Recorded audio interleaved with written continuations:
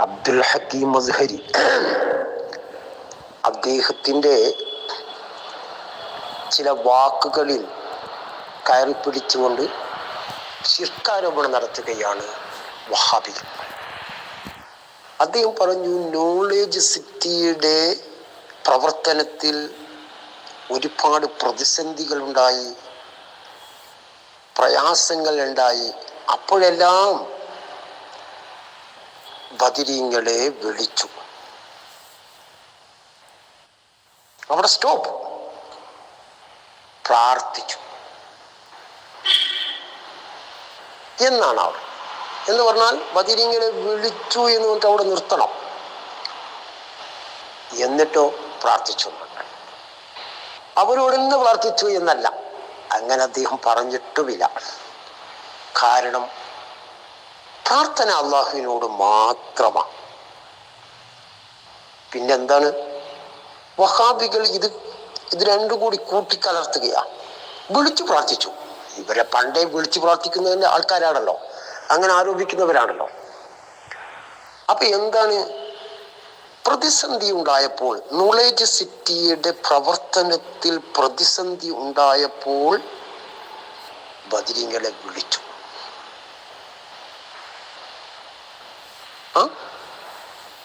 പ്രാർത്ഥിച്ചു എന്ന് പറഞ്ഞാൽ തവസ്സുലാക്കി പ്രാർത്ഥിച്ചു എന്നാണ് പറഞ്ഞത്.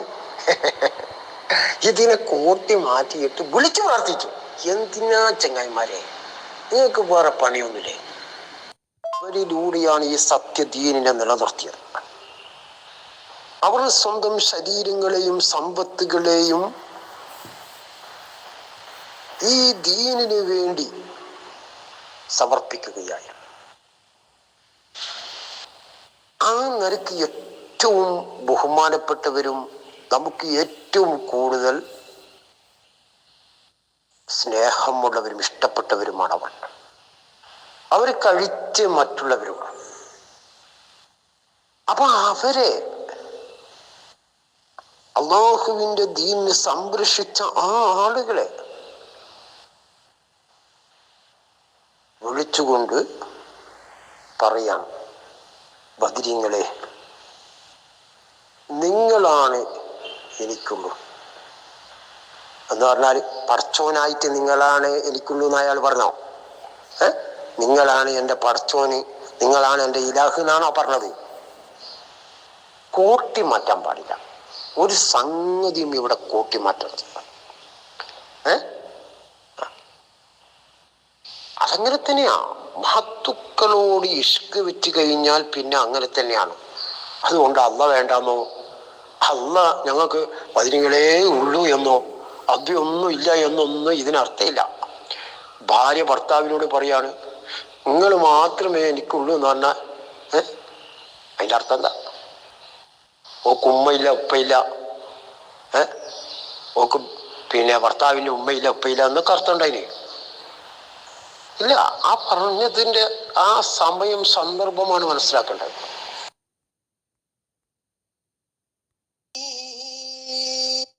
أعوذ بالله من الشيطان الرجيم. بسم الله الرحمن الرحيم.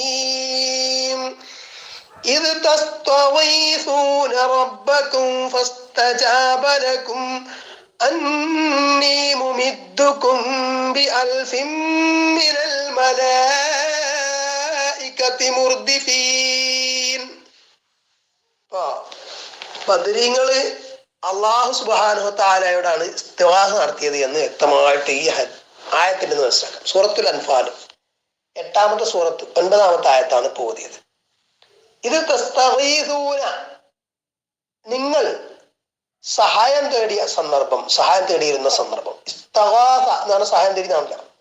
ഇസ്തിഗാസ, യസ്തഗീസു, ഇസ്തിഗാസത്ത്, അതാണ് അതിന്റെ വെർബൽ നൗൺ മസ്ദർ.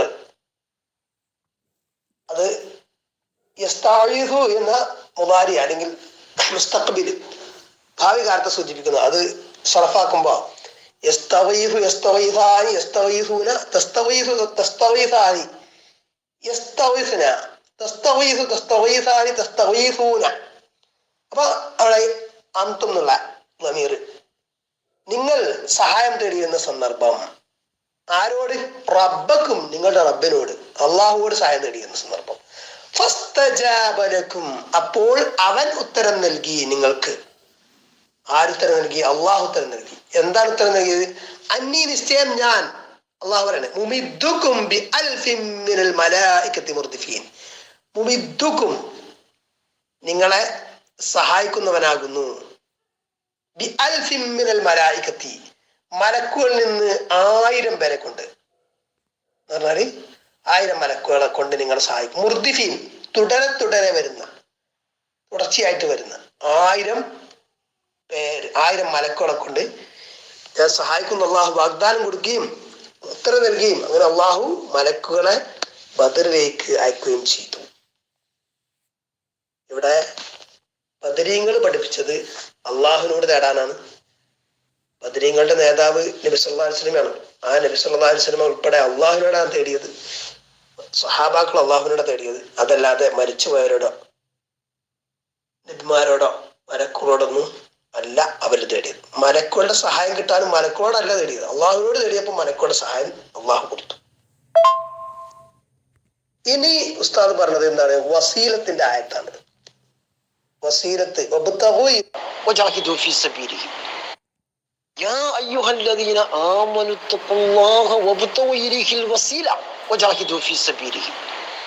രക്ഷപ്പെടാൻ, നാം രക്ഷപ്പെടാൻ അല്ലാഹു തആല 3 മാർഗങ്ങളാണ് വെച്ചത്. ലഅല്ലക്കും തുഫ്ലിഹൂൻ, നിങ്ങൾ വിജയിക്കണം. ആ വിജയത്തിന് 3 മാർഗങ്ങളാണ് അല്ലാഹു തആല വെച്ചിരിക്കുന്നത്. ഒന്ന്, നിങ്ങൾ അള്ളാഹുവിന്റെ മാർഗത്തിൽ ധർമ്മസമരം നടത്തുക. മറ്റൊന്ന്, തഖ്വയുള്ളവരായിരിക്കുക. തഖ്വയുള്ളവരായിരിക്കുക, ധർമ്മസമരം നടത്തുക.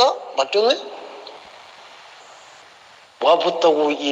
വസീല, അള്ളാഹിലേക്ക് ഒരു വസീലയെ തേടുകയും നിങ്ങൾ.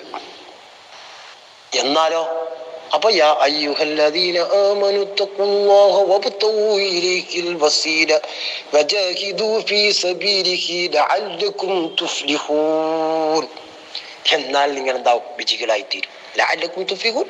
ഈ 3 ഉണ്ടായാൽ, അപ്പൊ അള്ളാഹുവിലേക്ക് ഇടയാളനാക്കുക, അള്ളാഹുവിലേക്ക് ഒരു തവസ്സുലാക്കുക, വസീലയാക്കുക എന്നത് അള്ളാഹു കൽപ്പിച്ച കാര്യമാണ്. അള്ളാഹു കൽപ്പിച്ച കാര്യമാണ്. അത് രക്ഷപ്പെടാനുള്ള ഒരു മാർഗമാണ്. നിങ്ങൾക്കും നല്ലതാണ് കേട്ടോ. നിങ്ങൾക്കും നല്ലതാണ്, ഞങ്ങൾക്ക് മാത്രമല്ല. ഇടക്ക് ബദരീങ്ങളുടെ ബർക്കത്തുകൊണ്ട്, മുഹ്യിദ്ദീൻ ശൈഖിന്റെ ബർക്കത്തുകൊണ്ട് ഒന്ന് ഇടയാളനാക്കുന്ന നല്ലതാ. അതിലങ്ങ് രക്ഷപ്പെട്ടു. ഇനി ഉസ്താദ് പറഞ്ഞത് എന്താണ്? വസീലത്തിന്റെ ആയത്താണ്. വസീലത്ത് വബ്തഗൂ ഇലൈഹിൽ വസീലത്താന്ന് പറഞ്ഞു. അപ്പൊ അത് മഹാന്മാരോട് തേടാനാണോ? അല്ല. മഹാന്മാര് മുഖേന അള്ളാഹുവിനോട് തേടാനാണോ? അതുമല്ല. എന്താണ് എന്ന് വ്യക്തമായിട്ട് ഇവിടെ വിശദമായിട്ട് നിരവധി തഫ്സീറുകൾ ഉദ്ധരിച്ചുകൊണ്ട് ഞാൻ ഒരു ദർസ് എടുത്തത് ഷെയർ ചെയ്തിട്ടുണ്ട്. വീഡിയോയും ബ്ലോഗും ഷെയർ ചെയ്തിട്ടുണ്ട്. അത് നോക്ക്. ഇനി നിങ്ങൾക്കറിയാമെങ്കിൽ ഏതെങ്കിലും ഒരു തഫ്സീറിൽ എന്ന് പറഞ്ഞാൽ, തഫ്സീർ എന്ന് പറഞ്ഞാൽ ഏതെങ്കിലും ഷെയ്ഖുമാര് സൂഫികൾ പിൽക്കാലക്കാർ എഴുതിയ തഫ്സീറല്ല. അവര് സ്വന്തം അഭിപ്രായം എഴുതിയതല്ല വേണ്ടത്. സഹാബികളോ അല്ലെങ്കിൽ താബികളോ ഉത്തമ നൂറ്റാണ്ടിലെ അവലംബാർഹരായ പണ്ഡിതന്മാരോ ഒക്കെ ആയിട്ടുള്ള ആരെങ്കിലും എഴുതിയ ഒരു തഫ്സീർ, അല്ലെങ്കിൽ ആരുടെയെങ്കിലും അവരിൽപ്പെട്ട ആരെങ്കിലും പറഞ്ഞതായിട്ടുള്ള തഫ്സീർ പിൽക്കാലക്കാരായിട്ടുള്ള മുഫസ്സിറുകൾ ഉദ്ധരിച്ചത് നിങ്ങളൊന്ന് കൊണ്ടുവരുമോ? ഉണ്ടെങ്കിൽ നമുക്ക് പഠിക്കാലോ ഇൻഷാ അല്ലാഹ്. ഞാനിവിടെ കുറേ തഫ്സീർ ഉദ്ധരിച്ചത്. ഇതിൻ്റെയൊക്കെ ആശയം ഏകദേശം ഒന്ന് തന്നെയാണ്. അതായത് സൽക്കർമ്മങ്ങൾ വഴി അള്ളാഹുലേക്ക് അടുക്കുക എന്നാണ് വസീല, അള്ളാഹുലേക്ക് തേടുക എന്ന് പറഞ്ഞാൽ. അത് വ്യക്തമായിട്ട് ആ ആയത്തിൽ നിന്നും മറ്റു ആയത്തുകളിൽ നിന്നും അതിന്റെ തഫ്സീറിൽ നിന്നും മനസ്സിലാക്കാവുന്ന സംഗതിയാണ്.